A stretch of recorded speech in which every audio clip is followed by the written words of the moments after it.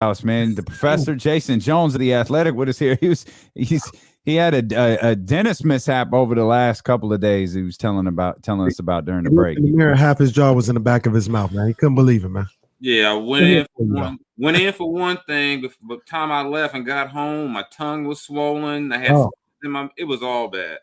That's the worst. It was all bad. I mean, I'm just like drooling like a little toddler, and it was terrible. Oh, no, drooling like Gina when she got the for real. That's what it was like.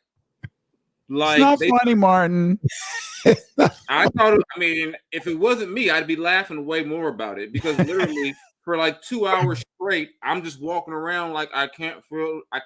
And I go back to the dentist. They're like, "Can you swallow some ibuprofen?" I'm like, I couldn't feel half my mouth. I'm like, jeez. I can't swallow a pill. I put the medicine in my mouth. I couldn't find it. Oh, it went under my tongue, and I'm like, I don't know where the medicine is. That sounds terrifying, actually. Yeah, it pretty much was. And then I looked at my mouth, and my tongue was like basically blocking my throat, and it was not the ideal way to try to head into the weekend. But I still made it happen. Made it down to LA somehow. Went and caught New Edition and Jodeci and everybody with half my mouth not working. Weren't they you saw them in LA? Weren't they in the Bay Area too? Yeah, but I was already down in LA because I was going to Smoking Grooves on Saturday. Okay. And the lady, she's a big New Edition fan, and she made sure we were going to see New Edition. It's one of those concerts where I looked around and I told my homie Logan Murdoch, every wash dude from the 90s and early 2000s was there on a date. All of us in there, and a bunch of dudes in their 40s were all looking at each other like, "You here for this too?" And our women are like, "Oh my God, there's Ralph Tresvant, there's Johnny Gill." And we're all just like all in line buying drinks together, seeing half the show. So was Bobby there? Oh yeah, Bobby. Yeah, Bobby was there. Bobby the man. Bobby was there. He can't keep up with the dance steps. Yeah. I could empathize with Bobby. Because, like, say in the frat world of step show, there's always that one dude who can't quite get the step. Mm-hmm. That's always been me. Or maybe I was a little bit off. So watching Bobby up there kind of be I was like, I'm with Bobby. I'm like, I went and bought me a Bobby Brown shirt. I'm like, I am Bobby Brown. At least I rose with Bobby Brown. I saw Bobby at Thunder Valley. He wasn't with the crew. He was by himself. He was working with Keith Sweat, and I actually left that night mad at Bobby. Like, he did like a 30-minute rendition of Good Enough. He was running around. He was sweating all to be damned, and he just wasted a bunch of time. And I was like, man, I don't know if Bobby. We got good Bobby. We got good Bobby. Good. But I have very good concert luck. Like, I got like one of the last like normal Kanye shows. I got him in Oakland on the St. Pablo tour before he went to Golden One and showed his behind and. So I generally have I got Lauryn Hill on time. Wow. Now you're lying. I have good luck with concerts. That's not true. I have good luck with concerts. And when I say on time, I mean if the show starts at 8, you're on before 9. She was on it was like that. And she was on, it wasn't like, okay, it's been 2.5 hours versus Lauryn. So maybe you should go to concerts with me. And that sounds like the thing to do for sure. Yeah, I have pretty good concert luck. That doesn't happen. Now, I will say this: I'll go see Bobby. I'll go see Bobby, regardless of what condition he's in. I'll go see Bobby. How was Casey and JoJo? Because last time I saw them, it was on the Bad Boy reunion tour. They came to the LA show. I didn't like to see my guys like that. Oh, but they were Instagram, good. It looks like KC's back. KC, yeah, they were good for the part I was able to see. When you're going with your lady, you can't guarantee things like arriving on time. So find her seat. Okay, now it's time for me to go. I caught about half of it. They were good though. From the part we heard, I heard it was good. There was nobody up there. I was like, man, like just give like Charlie Wilson has so much energy for a man that age. Man, Charlie can still. I hope to someday be that age and that energetic. Man, he can still sing too. Yeah. It's crazy. I can never sing, so I ain't gotta worry about that. I just hope that, people still care about me at that age. I don't know how good it sounds. I can sing though. Oh yeah, I can. Everybody can sing. It's just, can you sing well? That's The answer is no. You cannot sing well. No, it's all relative. Yeah. Define well. Like children don't even like me. Maybe, my kids are like, Daddy, I like it a different way. No one likes no. I don't even lie to myself and say I don't lie and go like, yeah, okay, I found I don't. No, I don't. That's bad. No, those days bad. haven't sounded good for all. I will lip sync everything. Let's stay in LA here for a minute, so to speak. Kenny and I we were singing the praises of LeBron James yesterday, and how next year LeBron's he's gonna become the all-time leading scorer, and likely by the end of the year he'll move as high as 4th in all-time in assists. And we kind of got into this conversation about LeBron and potentially being the greatest of all time and all of that. And then Kenny brought up a question. It was like, there's a lot of people I trust, historians I talk to, that say, if his career hadn't gotten, cut when it did, Magic Johnson could have wound up the greatest of all time. You're that Showtime era group of the Los Angeles Lakers. You think I know there's an argument for him being one of the greatest, but if he had, I think he played 12 seasons. If you tack 4 more onto it, do you think people would be looking at Irvin as the greatest of all time? I think some people still do. I mean, he went to the finals 9 out of 12 years. Mm-hmm. I think people still put him in that category, but without that gap, I mean, he retired not that far off the first time off of an MVP season. Yeah. And people forget that 91 team he got to the finals was not a great Lakers. He dragged that team to the finals. He dragged Vlade and Sam Perk. I mean, they had no business beating Portland in that conference finals. Yeah. And he dragged, I said, it was, young Vlade. I always tell Vlade, I felt bad for him back then because Magic would yell at him like every play. And he was like, no, Magic was okay. I was like, I thought he was mean, but I was also like 11 years old. I was like, why is Magic yelling at the guy from that time, the guy from Yugoslavia? That was my take as a kid, but, like I said, 9 finals in 12 years, and he walked in and won finals MVP as a rookie. Yeah. Playing center for Kareem. I mean, just how wild that is. I know we watch LeBron play center now, but imagine him being on a team with a Hall of Fame center at 19, 20 and saying, hey, LeBron, go play center.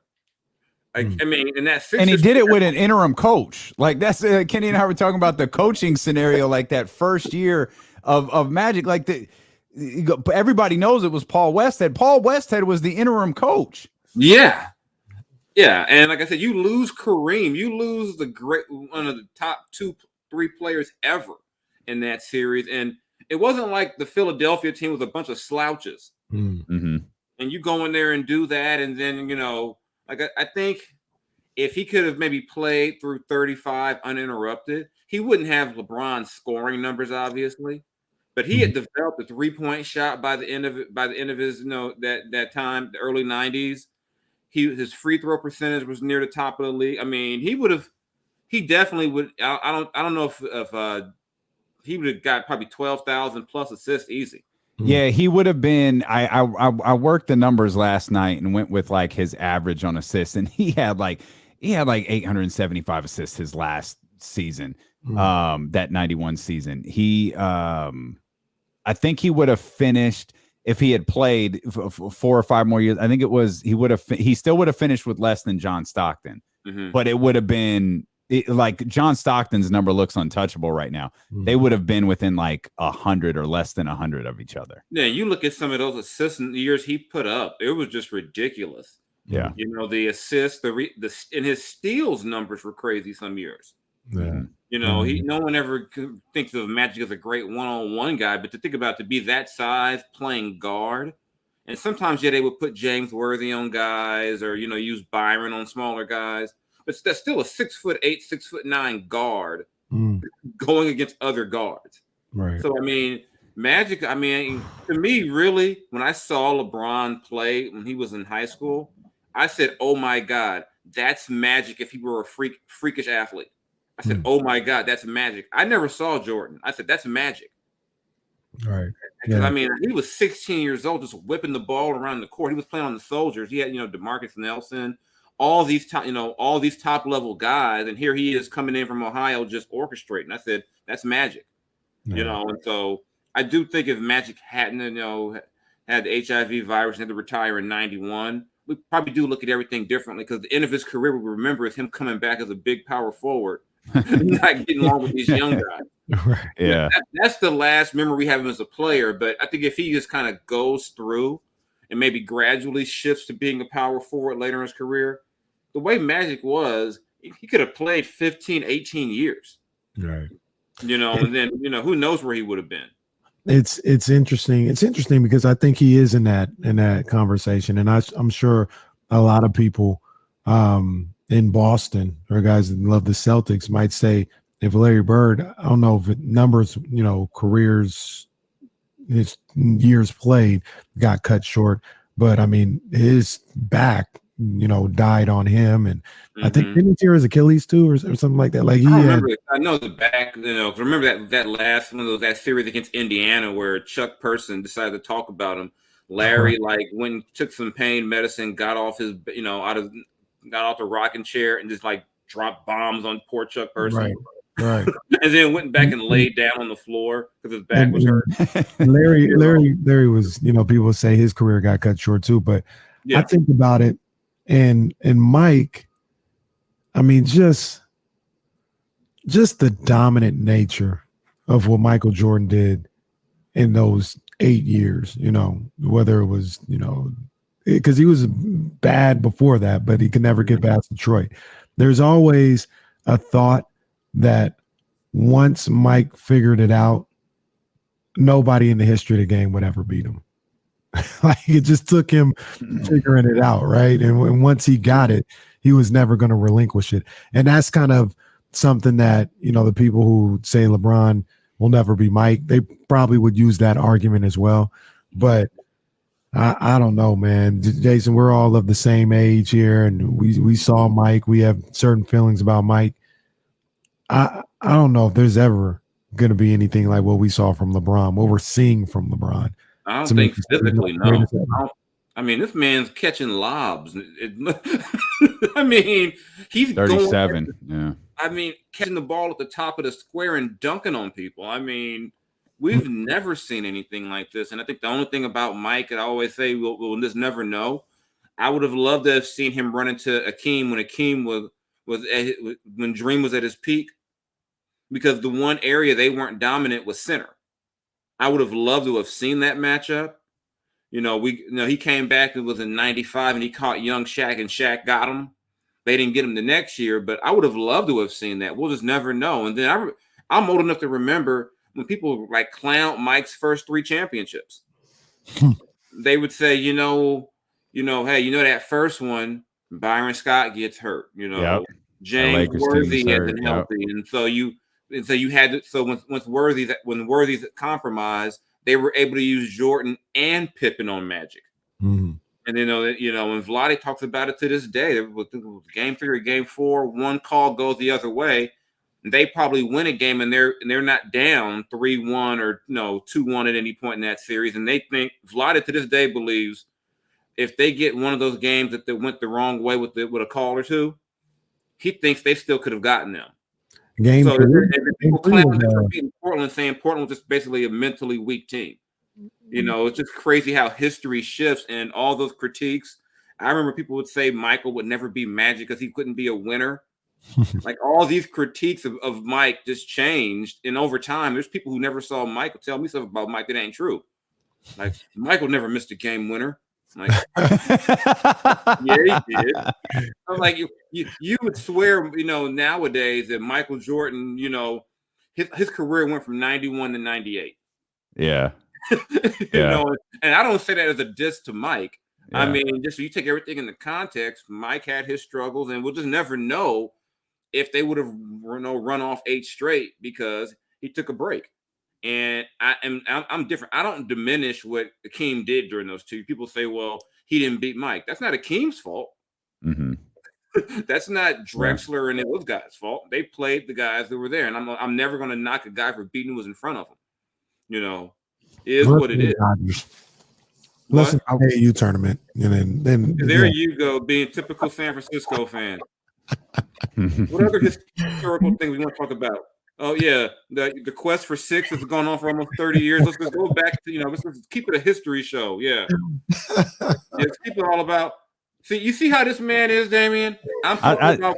You see, his insecurities about his baseball team just pop up out of nowhere. I tweet about Freddie Freeman. Here comes Why are you tweeting me about Freddie Freeman? Why are you tweeting me about Freddie Freeman? Because I was congratulating you on getting Jock Peterson too. By tweeting me Freddie Freeman? No, I was tweeting about Freddie Freeman, and I was congratulating you about Jock Peterson, and then you went to it's an AAU championship card. No one's talking about that. You're the one stuck in 2020. Well, to be fair, a lot of us have been stuck in 2020, but like I get the point of. I was having a good sports week before got my mouth all. I was like, okay, the Raiders actually got a number one receiver. He was winning that last week. It made me forget the Lakers are terrible. They won games. They beat Cleveland. They also lost to the Wizards. So there's that. No. They're like a typical bad team. They can win some nights, but there's nobody they can't lose to. Dude, LeBron's numbers over that stretch, just the games that we just mentioned, you throw in the Toronto games, 37.3 points on 57% shooting, 10 rebounds, 8.3 assists. Oh my God. He's not a human being. He's completely not a human being. This is ridiculous. And meanwhile, the Lakers went and got him, Austin Reeves this season, and here we are. It's sad. But hey, you know what they say down in LA? Hey, you just get to the play-in. You get AD healthy, you run off a couple. You never know. Oh my God! I'm not saying that. I forgot about Anthony Davis. Is he still on the Lakers? I think so. I think him and Kendrick Nunn are chilling right now. If Anthony Davis plays before Kendrick Nunn, I don't know what I'm gonna do. Kendrick has the worst knee bruise. I almost wish they would just leak that it's like a torn AC. I'm like, this has got to be the worst bone bruise in history. They paid this man $5 million, and he's played in the same number of games as me. Man, this amongst bizarre NBA things, that's got to be one of the more bizarre. Just no update. That's tough. Yeah, well, we'll see. We'll see. We're gonna talk some Kings because I definitely want to ask you some Kings questions. But me and Damian were talking about the Eastern Conference earlier in the show, and that thing is crazy. That top four or so, and Jesse and Damian have been on it for a couple weeks now. That Boston is just as much of a championship contender than Milwaukee or Miami or Philadelphia. I was a little slow to the party, but I absolutely look at them and they're on the same tier. I mean, how do you see that East playing out? I mean, our old buddy Ime Udoka figured it out once they got to that rough start, and that's a guy I know the Kings even looked at and tried to get him as Luke's top assistant. And you look at the guys two of the guys they wanted for that role: Ime Udoka, JB Bickerstaff. Both leading teams to the playoffs. They wanted on the staff, and they ended up with Igor, because they wouldn't bring in Brian Shaw for Luke. But it's just crazy how a decision here or there can shift everything. Because Ime was a guy who I thought I'm naive to think that the Kings were going to give him a real look at their gig, and they he never got it. I guess he's happier now. But yeah, that Boston team, you got two wings who can score. You got a guy like Marcus Smart, who's basically will irritate anyone. Goes out of they figured it out. And then the East is crazy because the way it is right now, Brooklyn could have to win one or win playing games that Kyrie can't even play in. Yep. I mean, for them, they gotta hope that Cleveland somehow slips if they because everyone says, well, they're fine, they can go to Toronto and still win. You don't know what's going to happen. Mm-hmm. And if you got to do, because even if they say, they lose and they got to play a game at home, they still don't have Kyrie, which is just crazy. And so this is going to be a weird. I mean, there's really it's not even crazy to think Brooklyn could miss the playoffs. Yeah. I mean, they could. You could look at the playoffs with like Brooklyn and the Lakers out before it even starts. Wow. And I don't think anyone NBA final. I mean, and it's not, and even though Brooklyn's playing better, just look at their situation and the fact they got to go to Toronto probably without Kyrie, and Toronto's not a bad team, and and then you possibly have to, even if you lose that game and got to host a game, you're hosting it probably against a team that you still don't have Kyrie, so the East probably in that situation it's probably Atlanta. Charlotte, and Trae Young in a 1-game situation could go for 50, and you don't have that guy at his position to counter it. Right. Of course, KD could do the same thing, but this is going to be wild in the East because Philly was looking good, and then they weren't, and then they go out there and they beat Miami without their 2 guys, and I think everyone kind of subconsciously waits for James Harden just to fall apart in the playoffs now, and they do. Between him and Embiid, you have 2 guys who have historically shown they can, kind of flame out the longer the play go. For all the heat that Ben Simmons took last year, it wasn't like Embiid was 94 Olajuwon against the Hawks the whole series either. I mean, late in that game, he's turning the ball over the whole 9. So there's a lot in the East that can really go crazy. And if Boston came up the East, wouldn't be shocked at all. Who do you like in the West right now? I mean, Phoenix. I think people thought Phoenix would fall off a little bit with Chris Paul missing time. They haven't. They've. I mean, they're clearly the top seed, and you could have some movement between Memphis and Golden State as things wind down here. But is there a team that has your interest in the West? For me, it's Phoenix. It's Phoenix and everybody else. I mean, I think even all together, the Warriors would have trouble with them just because the Clay we have now is not pre-injury Clay all the way, which is expected. He didn't play for 2 years. And in the area where I worried about Clay more than anything was defensively. So much of what they did was not just based on Draymond, but also Clay's ability to lock down one of your best scorers. And if he doesn't have that rhythm back, who are you going to put on Devin Booker? In the series, that's going to be a problem because you got Devin Booker and Chris Paul. They somehow turned campaign back into the college campaign. They really in the last 2 years, it's like everything they do works. Like, who would have thought Bismack Biyombo would be like a role player on a really good team this season? Here they find him. Ayton's can be a beast in the paint. I mean, I just like what they've got.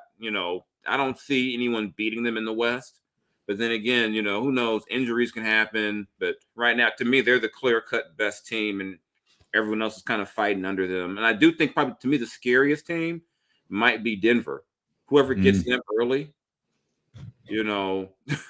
that could be a problem for somebody. Like if that's the Warriors, that's the one position where they can't counter that. Yeah. Well, we know who isn't the scariest team in the West and who will not be beating the Phoenix Suns in the playoffs, and that's the Sacramento Kings. And they were dealt a little bit. The last game in the regular season, though. Watch out. That's a good point. It's a good point. They were dealt a little bit of good news, I guess. No, it was good news. I'm not going to say that. I even thanked Jesus on Twitter because Sabonis went down with a knee injury on Sunday. Doesn't seem like it's anything structural. And he's going to be reevaluated in 10 days. But even if 10 days later, they're like, you're still not ready to go. Who cares? Season's over.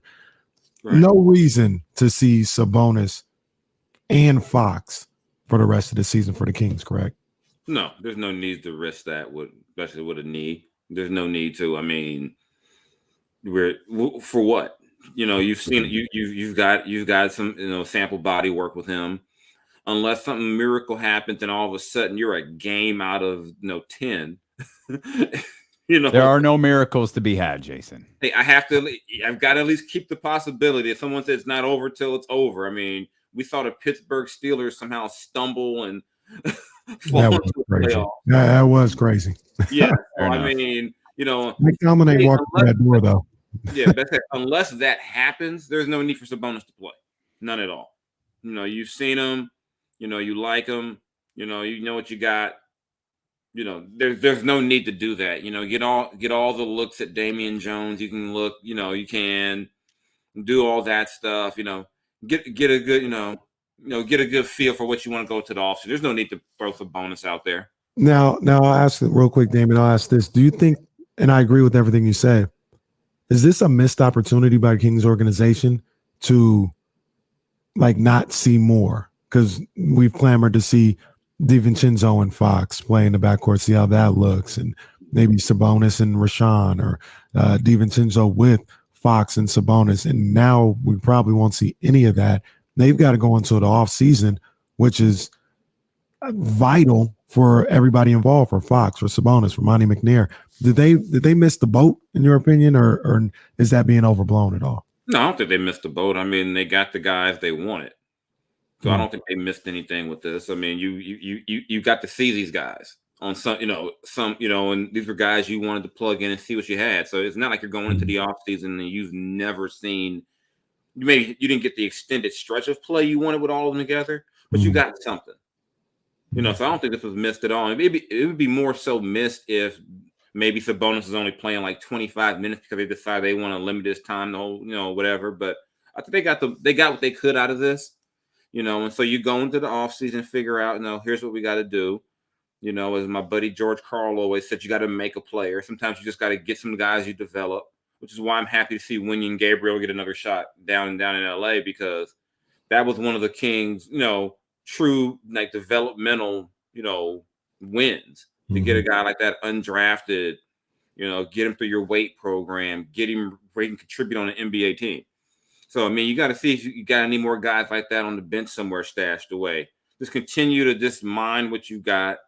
Maybe you get lucky in the draft, and then just kind of figure this thing out, because the problem they have right now is they're not nearly bad enough to be like the Rockets in tank. Yeah. They've got too much talent to be that bad, but they don't have enough to where they're the legit top 10 team yet. Right. So you got to figure out how to get into that top 10. Because, I mean, even if you bring this thing back with just a rookie, they're still not bad enough to tank trying to get another pick.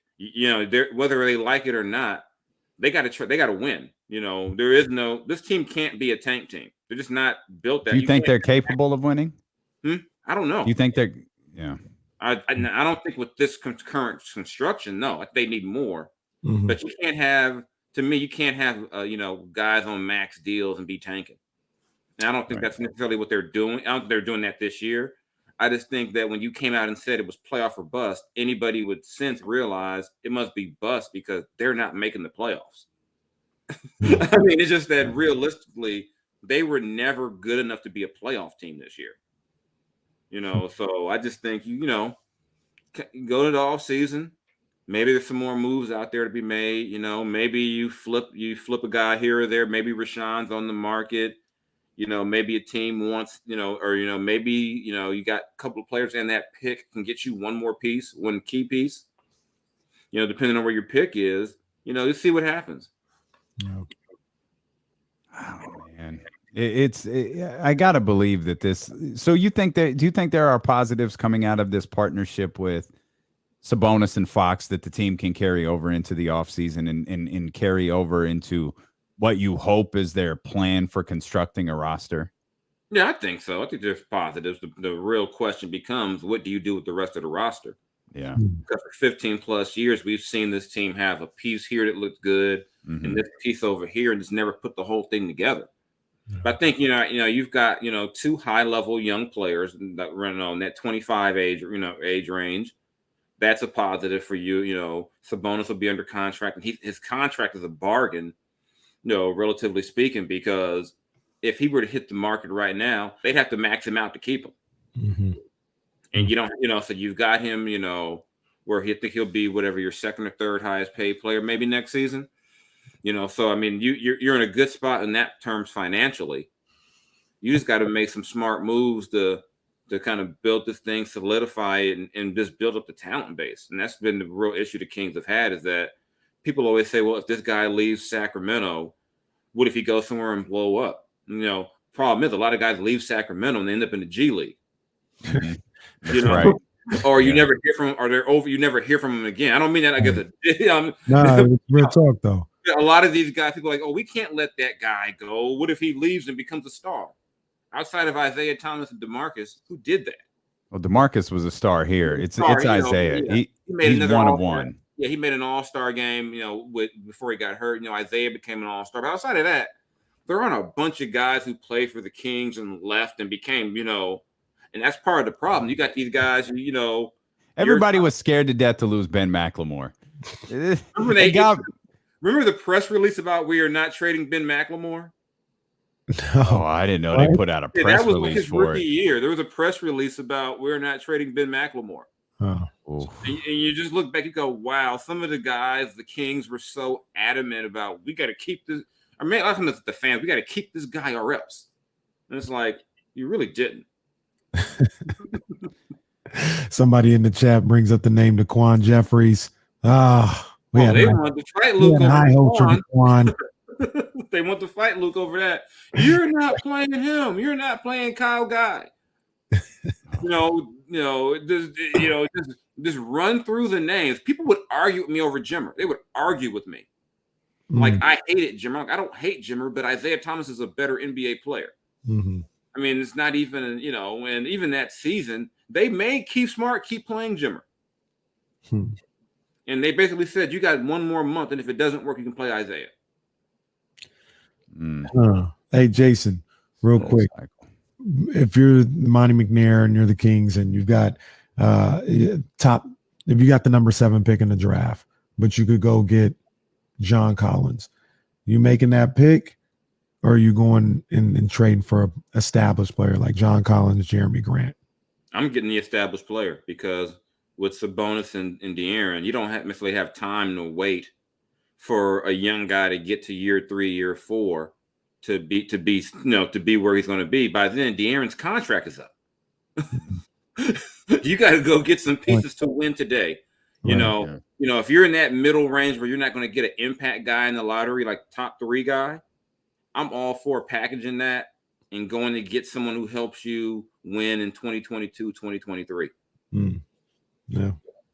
You played hurt today, Jason. We appreciate you, my friend. Got it out. Thank you, my man. Yeah, I'm gonna go ahead. Yeah, go ahead and call my buddy Pete Youngman, have him come by, and check me out. Get the ice packs on the jaw and be back to 100% soon. We appreciate you, brother. Thanks, man.